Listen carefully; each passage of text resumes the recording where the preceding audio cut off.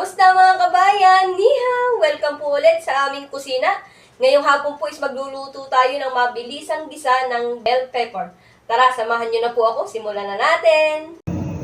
Maglagay tayo ng mantika.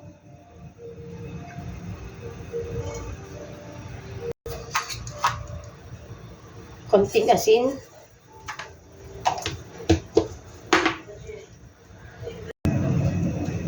Ilagay na natin ang ating bell pepper.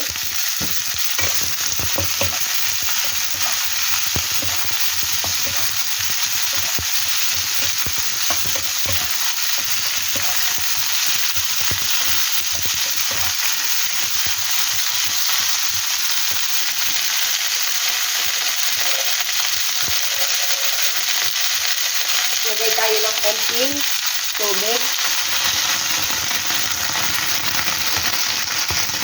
Hintayin lang natin lumambot ang ating gulay.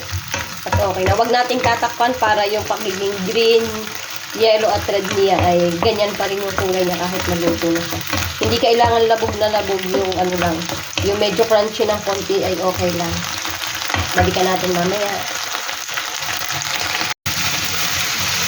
Alam niyo po ba ang red pepper ay mayaman sa vitamin C?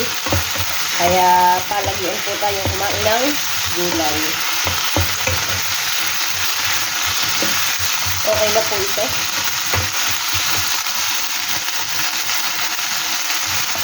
Malambot na po. Sakto-sakto na po yan.